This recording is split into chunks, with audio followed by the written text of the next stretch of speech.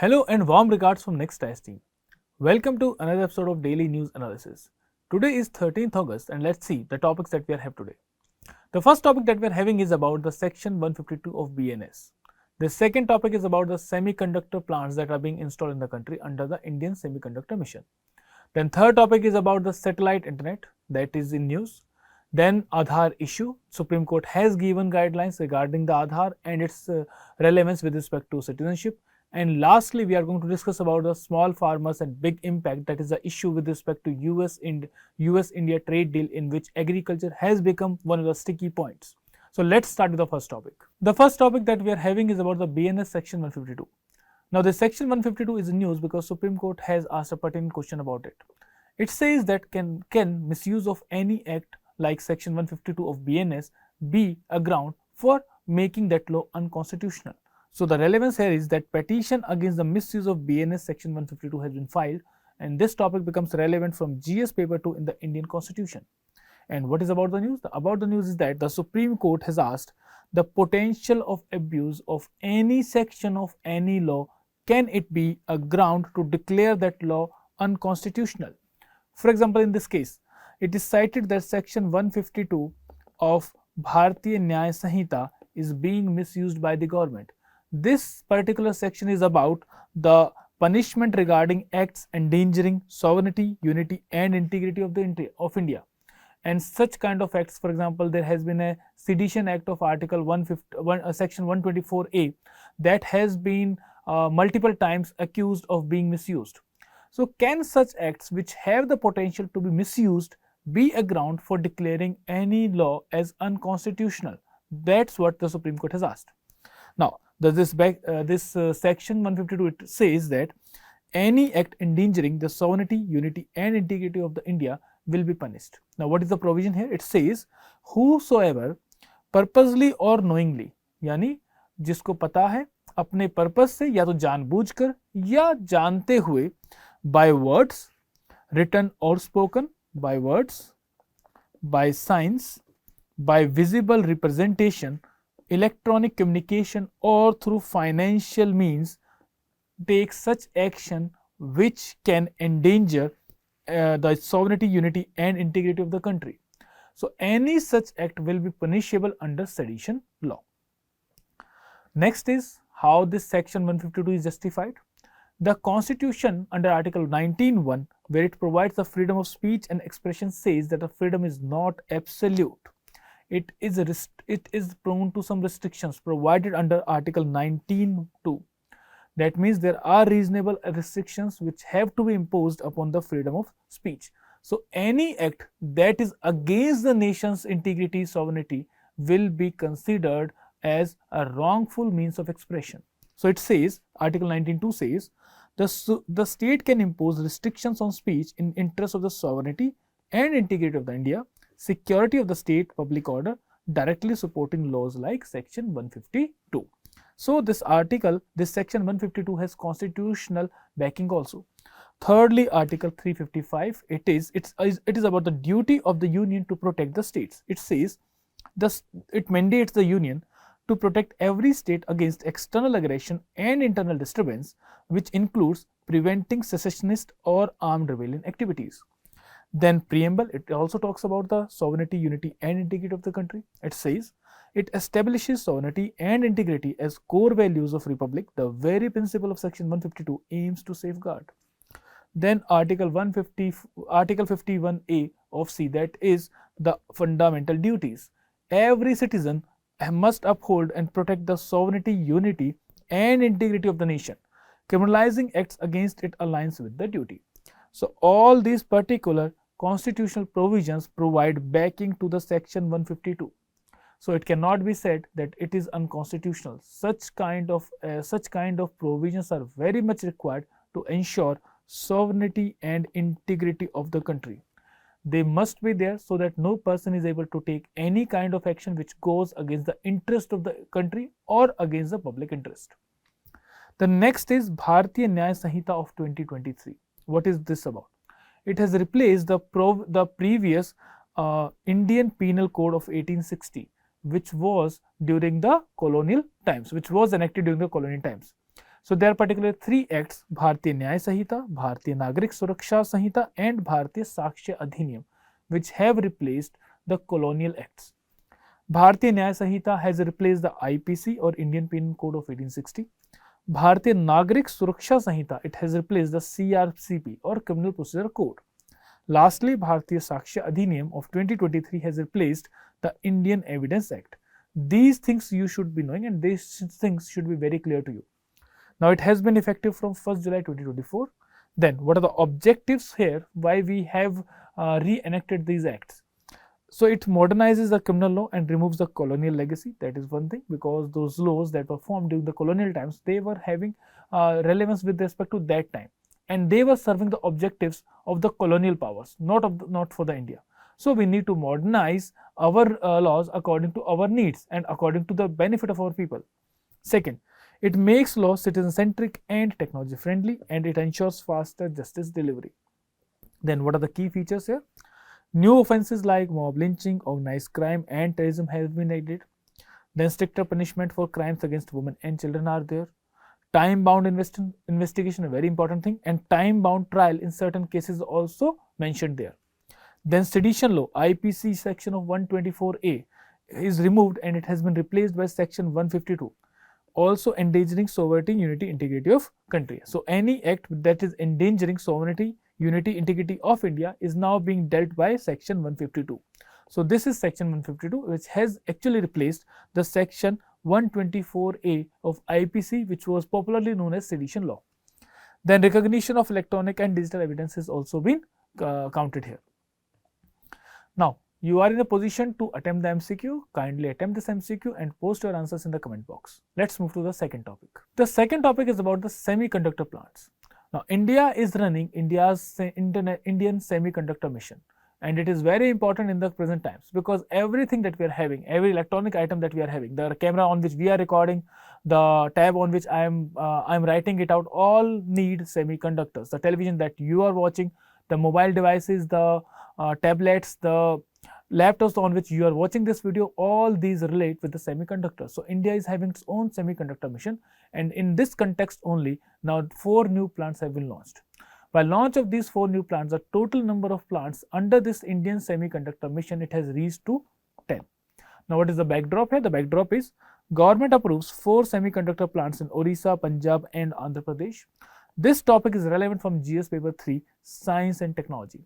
Now what is the news here? The news is that the cabinet approves semiconductor manufacturing units in Odisha, Punjab and Andhra Pradesh with an outlay of 4,600 crore rupees. What about the Odisha plant? There are basically 2 plants that have been established in Odisha. One plant is SIC Sem Private Limited. This is in collaboration with a UK based company Class SIC Wafer Fab Limited. Now it is the first commercial compound semiconductor fabrication unit, and the product will be silicon carbide devices. The capacity is 60,000 wafers per year, 96 million packaged units per year. Application, it finds its application in missiles, defense equipments, EVs, railways, fast chargers, data centers, racks, then data center racks, then appliances and solar inverters. Second is 3D glass solutions. Vertically integrated advanced packaging and embedded glass substrate unit brings the world's most advanced packaging tech to India. That is important for us. Then technologies, glass interposed with passives, silicon bridges, 3D heterogeneous integration modules. The capacity is 69,600 glass panels per substrate per year, 50 million assembled units per year, then 13,200 3DHI modules per year. The application is in defense, high performance computing, AI, RF, automotive photonics, co-packaged optics. Next is Punjab. In Mohali, we are establishing Continental Device India Private Limited CDIL. Now it is expansion of the existing discrete semiconductor manufacturing facilities, and the products will be high power MOSFETs, IGBTs, Schottky bypass diodes, transistors, silicon and silicon carbide. Then capacity is 158.38 million units per year. The application is automotive electronics, charging infrastructure, renewable energy, power conversion, industrial communication infrastructure. Then in Andhra Pradesh, we are having advanced system in package technologies. Technologies tie up with APEC Co Limited South Korea. Then capacity is 96 million units per year, and application is in mobile phones, set-top box, automotive electronics, and other consumer electronics. Now, what are the complementary measures that are being taken other than this? The government is supporting chip design capabilities in India. Design infrastructure support is extended to 278 academic institutions and 72 startups. Talent development program already benefits 60,000 plus students. Now, something about this India Semiconductor Mission. This India Semiconductor Mission, it aims to make India as a global hub for electronic manufacturing and design, while serving as the nodal agency for efficient, seamless implementation of semiconductors and display schemes. The mission focus of ISM includes, first of all, chip manufacturing plants. That means we are going to go for the fabrication part. Second is packaging and testing units. We need that. Then supporting startup for the chip design. Then training of the young engineers and bringing global companies to invest in India. So these are the main focus areas of ISM. Now, a Semicon India program is being run, and the allocation is 76,000 crores to this particular program. It aims to strengthen India's role in global electronics value chain. So with this mission, India wants to become one of the leading players in the global semiconductors value chain. Focus is on attracting firms with advanced node technologies by offering competitive incentives. That's what we have done in these 4 plants. Then supported financial assistance for semiconductor fabrication, display manufacturing, and design ecosystem will be provided. And there are multiple schemes under this particular program. The first scheme is modified scheme for semiconductor fabs. It basically focuses on fabrication of wafer. So wafer fabrication is being focused here. Then modified scheme for display fabs. Display fab simply means the display units that we are having, the screens that you are having.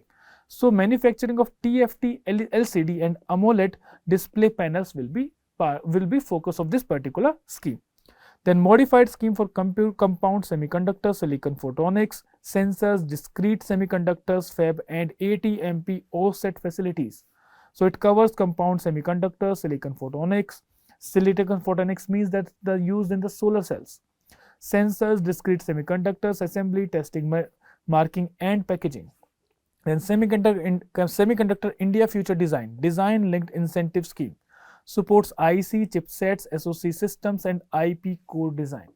Now these are the schemes. Now what you have to do, you have to make a list of the items that you see around yours and where are the semiconductors being used. Some examples I've already given you. The electronics that we are using, mobile phones you have, then you have LCD screens, the television sets that you are having, all are using semiconductors. So you just give me five examples. What are the other materials in which you find utility of semiconductors? Now based upon the discussion, attempt this MCQ and post your answers in the comment box.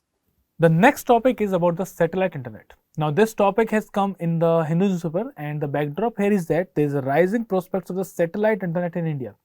Already Starlink has tried to come into India and provide internet in India. Now this topic becomes relevant from GS paper 3 in the science and technology part. Now what is about the news? In today's increasing and digitalized world, internet connectivity is an absolute necessity across both military and civil domains. With Elon Musk Starlink about to make its debut very soon in India, the internet infrastructure is going to fundamentally change. Let's see, why do we need the satellite internet? There are two types of internet. One is ground internet that we are getting. A line is coming to you, and that optic line or that internet line that we call as broadband is providing us internet. Now second type is satellite internet. So what is the difference between two? In the ground network, the problem is that we need physical infrastructure, and in those areas which are remote or which are sparsely populated regions, it becomes economically viable. That means it becomes costly for us. Secondly, it is vulnerable to disruptions also. If any kind of natural disaster like floods or earthquake comes, that internet connectivity can shut down. Then they often cannot meet the demand of the connectivity of the moving platforms. Moving platforms means, for example, airplanes ho gaye, yeah, they are vehicles or ships or naval vessels. All these comes under moving platforms. For those platforms, the ground networks cannot work properly, or they cannot provide the requirements of these moving objects. Now, the satellite internet it is extensive and has resilient coverage regardless of the terrain or presence of terrestrial infrastructure. It can provide the same speed in the mountains also, in the plain areas also, in the deserts also, in the sparsely populated regions also, in the forest also, in the tribal areas also. So in true sense, the satellite internet can actually change the face of internet in country. It can increase the internet speed at a very affordable prices in the country. Secondly, it allows for rapid deployment for sudden demand surges. Connectivity of the moving platforms like aircraft, ships, offshore rigs is very easy for it. Then it also thus it has a potential to reshape the digital economy, civil infrastructure and military strategy. Then how does the internet, satellite internet works? It's very simple. One is a space segment, second is the ground segment. Space segment includes satellites and ground segment includes all the equipments of the earth that are connected to the satellites. Now, single satellite cannot work like that. It needs a constellation of satellites if the internet has to be more efficient. Although we have the various kinds of internet in various kinds of orbits according to which the satellite needs fluctuates. For example, there are three kinds of orbits in which the satellite can be found. One is geostationary Earth orbit, second is medium Earth orbit, and third one is low Earth orbit. Now, what is the difference between these three? The geostationary or geo Earth orbit, it means it is an altitude of 35,786 kilometers. The MEO or medium Earth orbit, it ranges from 2,000 to 35,786 kilometers, and low Earth is less than 2,000 kilometers. So, based upon what distance they are at from the Earth, they are provided as geostationary Earth orbit, medium Earth orbit or low Earth orbit. Now, the position is stationary relative to the Earth with respect to geostationary Earth orbit. That means the satellite will always seem to be stationary with respect to any point of the Earth. That means the Earth and the satellite are rotating at the same angular velocity. Second is it moves relative to the Earth. That is MEO, medium Earth orbit are moving relative to the Earth. That means they are not stationary at a point. And low Earth orbits move more quickly with respect to the Earth. So in the low Earth orbit, the speed of the satellite is more than that of the Earth's rotational speed. The geostationary orbit has a wider coverage. That is, it can cover 1/3 of the Earth. So 3 geostationary orbits can almost complete the whole Earth, or almost complete the whole circle. The medium Earth orbit, it has a moderate coverage and needs a constellation. Constellation means a set of satellites in the sky which are fixed with respect to each other's position. That is known as constellation. For example, we have constellation of stars. When we see a constellation of stars, that means that those stars appear stationary to us when we see them in the night. That is same as with respect to satellites also. When we are having a number of satellites that are arranged in a manner that they always have the relative distance between them to be fixed. जो उनके बीच में distance रहता है वो हमेशा constant रहता है. They are known as constellation of satellites. The low Earth orbit, it has small footprint, needs mega constellation. That means low Earth orbit have a very low coverage area. The geostationary orbit has a very wide area. So if we are putting any satellite in a low Earth orbit, it means we need a number of satellites to cover the whole, to give a proper coverage to the Earth. We need a large number of satellites. Then latency. Latency means the time it takes to communicate between satellite and the Earth unit. So in case of geostationary Earth orbit, it needs a high amount of time. That means the latency is high. So if we need real time use, they are not suitable. Then MEO means medium Earth orbit. It has a medium latency, and the low Earth orbit, that is the benefit of this low Earth orbit, that the latency is very low. That means the communication becomes very fast with respect to low Earth orbit. Then pros. The pros of geostationary orbit is wide coverage with few satellites and are reliable for broadcast. The medium Earth orbit, they have low latency than GEO, balance of coverage and performance. And low Earth orbit, they have very low latency, they are cheap and quick to deploy and have flexible scaling. Why they are quick to deploy? Because the rocket requirements for low Earth orbit is very low. For geostationary satellites, we need GSLVs. For low stationary or low Earth orbits, we need only polar satellite vehicles, and multiple satellites can be launched. Then what are the cons here? High latency, poor real-time performance, and are expensive. This is with respect to the geostationary orbit. Medium Earth orbit, they have slightly high latency for some use. They are costly and need constellation. Low Earth orbit, they have small coverage area. They need thousands of satellites, and frequent replacements are also required. Examples: geostationary Earth orbit is YSAT Global Express. For MEO, it is O3b MEO constellation, and with respect to low Earth orbit, it is Starlink. Then the LEO Mega constellation, how it works. There are a large number of satellites which have on-board signal processing facility that provides better efficiency, quality, and flexibility. Secondly, they are simple and they have cheap user terminals due to satellite side processing. So they have signal processing, they do satellite side processing also. That's why the earth related equipments did not need to be that much costly. Then optical inter-satellite links are also provided. It enables direct satellite to satellite communication, creating a global internet in the sky. These are the benefits there. Then there is a reduced reliance on the ground stations, lowering latency and improving coverage. High speed movement means satellites are in view only for few minutes, requires seamless handoffs between the satellites. In this manner only, this satellite to satellite or optical inter-satellite links becomes more required here. Then steerable antennas track multiple user ground stations simultaneously for uninterrupted services.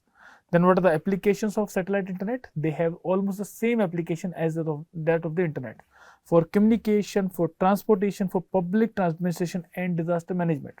For communication, it can provide communication or internet in the remote areas. It can provide a condition known as internet for everything. Now we are having IoTs and we can move to IOEs. So in this context, the satellite internet becomes very relevant. Then transportation, better navigation, self-driving car support, improved logistics, it can be very much supportive there.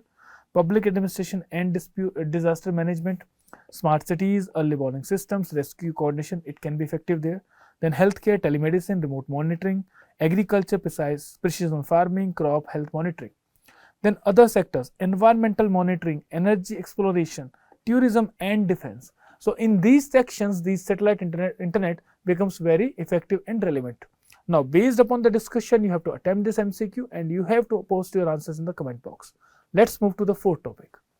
The fourth topic is about the Aadhaar issue. Now, Bombay High Court has given a clarity about citizenship and the role of Aadhaar in it. Bombay High Court has said that Aadhaar, voter ID are not proof of citizenship. They are only proof of identity of a person.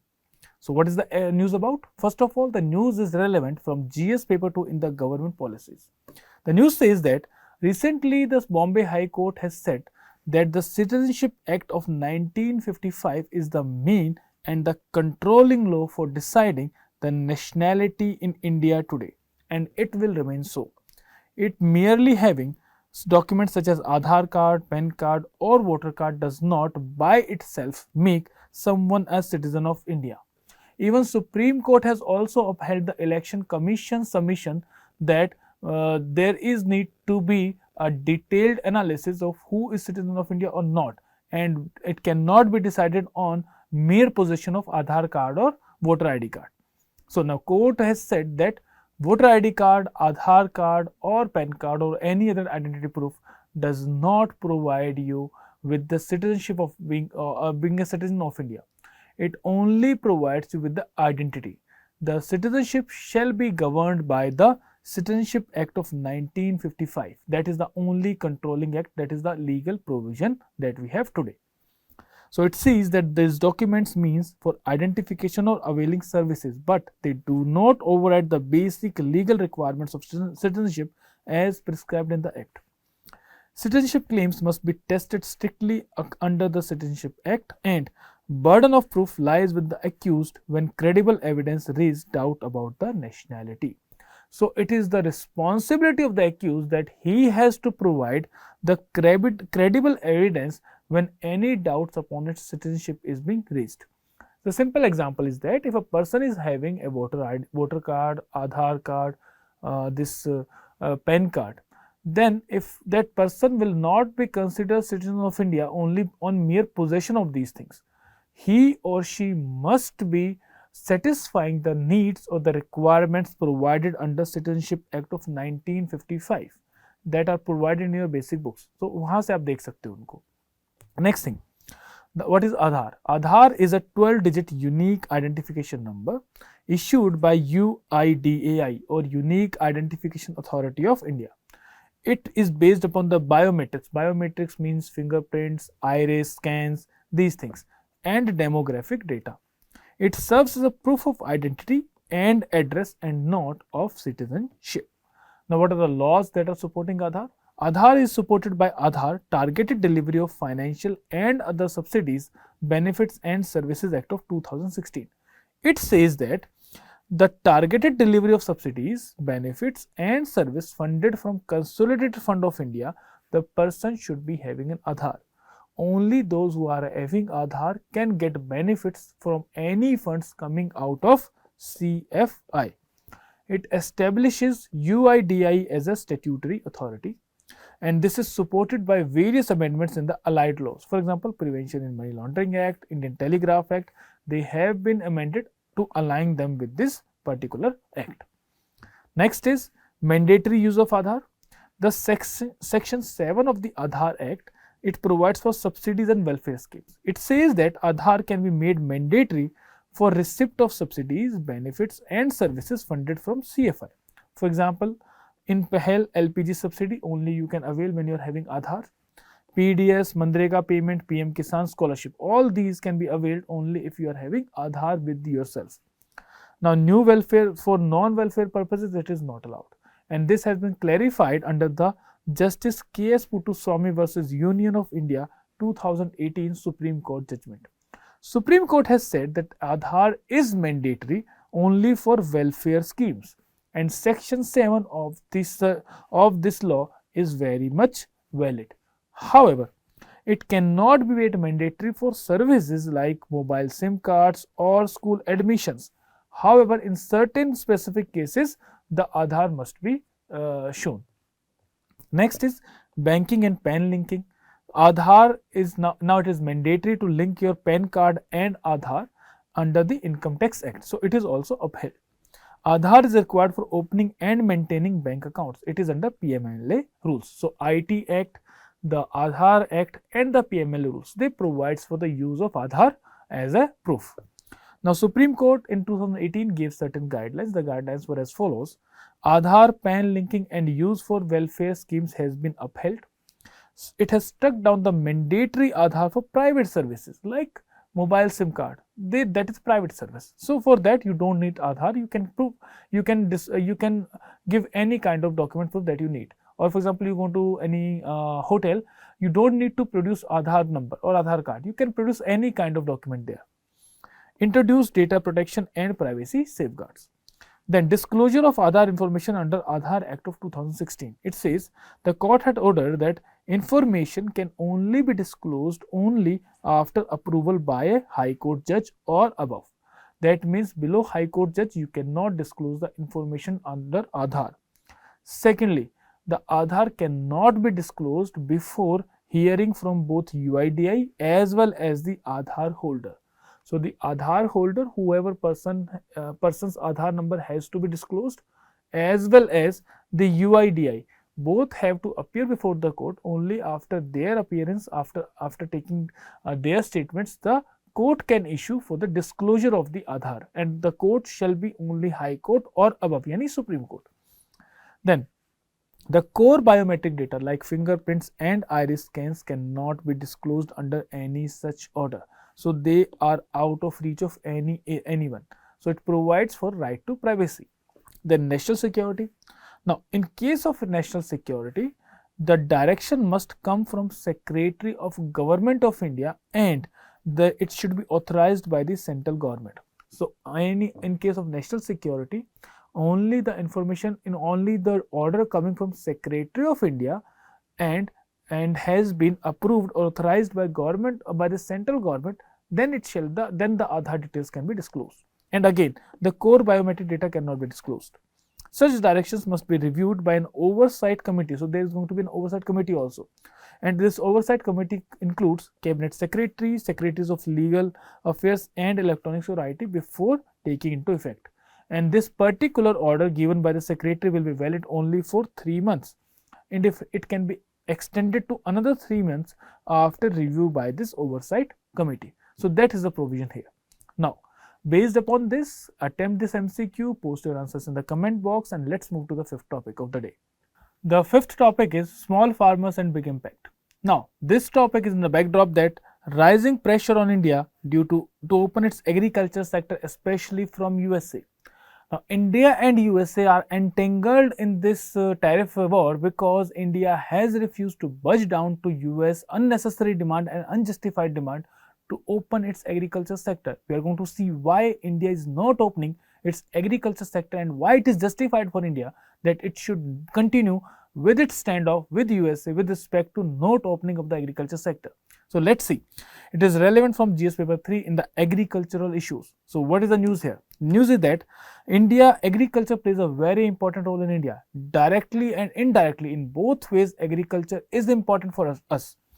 It is a livelihood backbone for 250 million people directly and 700 million people indirectly. It contributes more than 16% to the GDP. And more important is the employment that it provides. This sector underpins economic, social, political and cultural stability and making its protection a matter of survival for millions. It is a matter of livelihood, it is a matter of food security that India is pursuing with respect to USA. Now next is, what are the issues with respect to opening of India's agriculture sector? First of all is there is asymmetric competition. Why? Because countries like USA and European spends a lot on the agricultural subsidies. For example, USA spends 220 million and European Union spends 50 million annually on the agriculture. And where do the subsidy goes? The subsidy goes to the large farmers. That is 80% of subsidies goes to the large farms. Whereas in case of India, the subsidies or the support that India provides, the better word will be support. The support that India provides in the form of MSP and other support mechanisms, it benefits the small and marginal farmers. So most of our subsidies, most of our support subsidies goes to the small and marginal farmers, which is very, very important. Next, the WTO negotiations on agriculture have repeatedly been stalled. That has been the previous instances also, because developed countries have refused to reduce their trade distorting subsidies, because these subsidies actually reduce the price of the agriculture produced below the cost of production in India. That's why we cannot open it. Then small farmers dominance in Indian agriculture, that is one issue that we are having. 80%, 86% of Indian farmers are having land size less than 2 hectares. This is data provided by Agriculture Census of 2015-16. These farmers lack the capital to withstand the sudden global price fluctuations. If there is any kind of price dip, then it is going to put extra pressure on the farmers. And as we are providing MSP or minimum support price, that is going to put pressure on the government exchequer as well. So whatever development things that we are having, those will be affected gravely if we open our agriculture sector. Next, social stability is at risk. Farming is not just an economic activity, but it is a social and cultural backbone of the country. Disruption could cause rural distress and migration. So there can be migration from rural areas to urban areas, putting pressure on the cities, increasing more burden on the cities. Already Indian cities are very much overburdened, overpopulated, they are stressed, and sometimes it is also referred to as unlivable cities in India. So they will become more unlivable, because rural area if got affected in terms of farms, then those people are going to come to the cities to find jobs, to find livelihood for themselves. Past economic shocks like WTO driven liberalization have certain ill effects on India. For example, the farmer suicides that have been happening in Maharashtra have been basically linked with the liberalization with respect to crop provided under the WTO framework. Then tariff policy is necessary as a protective shield. Why? Removing MSP or tariffs without reciprocal reduction in developed countries' subsidies will create an unequal level playing field. For example, without tariffs, New Zealand dairy and US corn could enter at a price far below than the India's cost of production. It will gravely affect the India's farmers. Then impact on food security, food priorities differ. The US EU focus on market stabilization and environment. India focuses on food security for 1.4 billion people. Dependence on import for staples can be risky during global crisis. Then multiplier effect for rural economy. Agriculture income directly fuels rural consumption, sustaining small businesses and local economies. Decline in farm income reduces demand for rural goods, affecting sectors like textile and construction. Because if you might have seen, whenever the monsoon is good, our economy also have a greater demand. That means it grows. Whenever monsoon is being affected, then it affects the overall economy. So maybe agriculture is providing only 16% of GDP, but when this 16% sector of agriculture grows well, it actually creates demand all over the economy. So this particular 16% sector economy, that is the agriculture economy, is having wider reach in our GDP, in influencing our GDP. So that's why if our rural economy is affected, if our farms are affected, if our agriculture is affected, then it is going to lead to affect the overall economy, because it is going to lead to affect the demand, and if demand is affected, then it is going to affect the employment as well as the growth in the economy. Then next, what are the measures that are needed? Enhanced direct income support so that farmers problems and issues can be well addressed. For example, we are having schemes like PM Kisan and PM Fasal Bima Yojana. We need to make them more effective. We need to enhance our support to the farmers. Then negotiate fair trade terms with the countries, because we also need to go for trade with the countries. There cannot be a standoff that is long enough, because it is again going to affect our economy also. So we need to negotiate the fair trade terms with them. Push for reduction in trade distorting subsidies in US and EU before reducing India's tariff. Use special safeguard mechanisms to impose temporary tariffs when imports surge and hurt domestic producers, and maintain a sensitive product list. And this product list will be out of the trade deals. For example, poultry, dairy, cereals, so we can shield our vulnerable sections. So we should be very clear about that these are the areas where we are not going to take any kind of negotiations.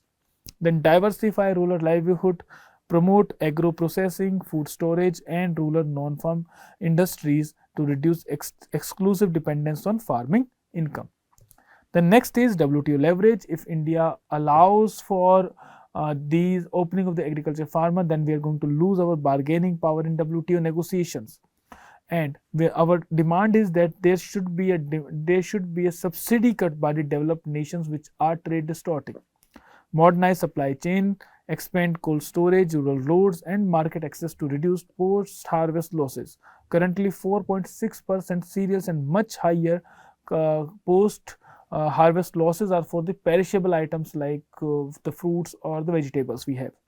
Then promote farmer-producer organizations like FPOs for aggregation, bargaining power, and direct market linkages. And lastly, leverage technology, use satellite mapping and AI for crop forecasting, disaster assessment, and transparent MSP procurement. Now, in conclusion, we can say that opening India's agriculture sector without reciprocal subsidy reduction in US EU would be expose small farmers to subsidized global competition. For India, the key concern is securing equitable, development-focused trade agreements. Any reform must be gradual, well sequenced, and negotiated from a position of strength in international trade forums. With this, you can attempt this mains answer, and you can post in the comment box, or you can bring to us.